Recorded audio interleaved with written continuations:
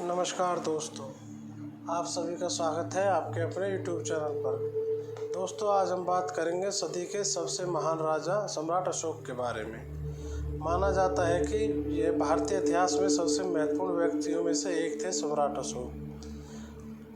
उन्होंने 268 ईसा पूर्व से 232 ईसा पूर्व तक मौर्य साम्राज्य शासन पर शासन किया और उनके शासनकाल को अक्सर प्राचीन भारत का स्वर्ण युग माना जाता है।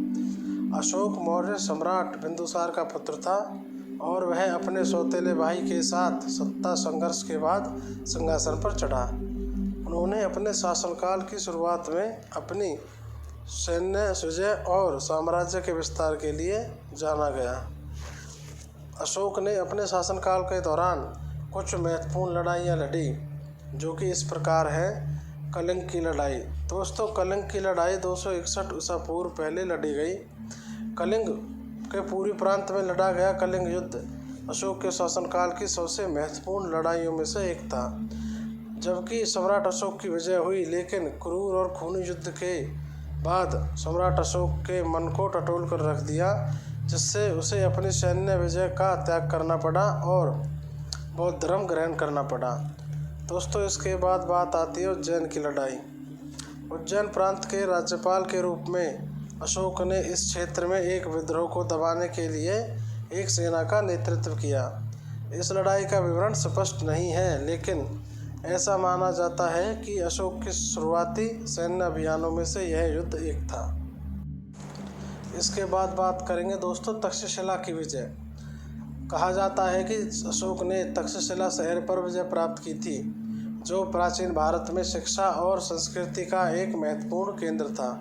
शहर को बाद में मौर्य साम्राज्य में ही शामिल कर लिया गया। दोस्तों, यहाँ एक युद्ध और किया गया था, जो था अवंती की विजय। अवंती मध्य भारत में स्थित एक महत्वपूर्ण साम्राज्य था और अशोक ने मौर्य साम्राज्य के विस्तार के अपने अभियान के हिस्से रूप में इस अवंती मध्य भारत को जीत लिया। अशोक के प्रारंभिक सैन्य अभियानों को विजय और विस्तार द्वारा चिन्हित किया गया है, लेकिन कलिंग का युद्ध उनके जीवन और शासन पर गहरा प्रभाव डाल गया।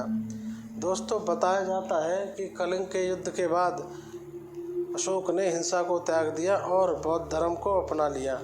अपने पूरे साम्राज्य में सामाजिक कल्याण और धार्मिक कल्याण को बढ़ावा दिया। आज उन्हें भारत के इतिहास में दयालु शासकों में से एक के रूप में माना जाता है।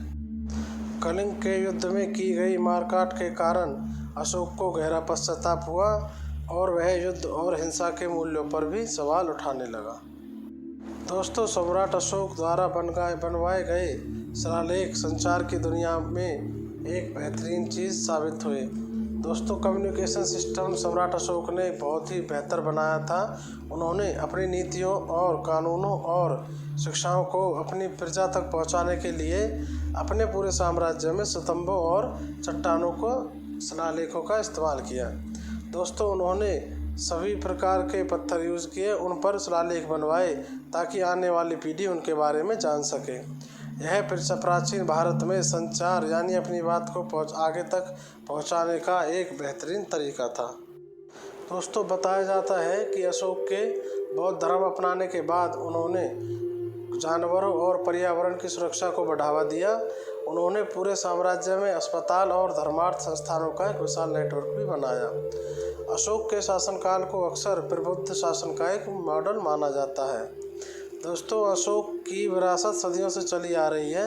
उनके आदेश और लेखन संरक्षित किए गए हैं। दोस्तों, ऐसा माना जाता है कि सम्राट अशोक ने प्रमुख 9 लोगों की ऐसी संस्था बनाई हुई थी जिन्हें कभी किसी के सामने नहीं लाया गया था, न ही किसी को उनके बारे में मालूम था। आम लोगों को यही लगता था कि इन्हीं 9 रत्नों की वजह से सम्राट अशोक इतने ज़्यादा शक्तिशाली हैं। दोस्तों, बताया जाता है कि सम्राट अशोक का जीवन कला, साहित्य और छात्रवृत्ति के कई कार्यों का विषय रहा है। आज अशोक को भारतीय इतिहास में सबसे महान नेताओं में से एक के रूप में याद किया जाता है और अहिंसा और करुणा की उनकी शिक्षाएं दुनिया भर के लोगों को आज भी प्रेरित करती हैं। दोस्तों, आज की वीडियो में बस इतना ही। आगे किसी और टॉपिक पर वीडियो लाएंगे। बहुत बहुत धन्यवाद। चैनल को सब्सक्राइब कर दें।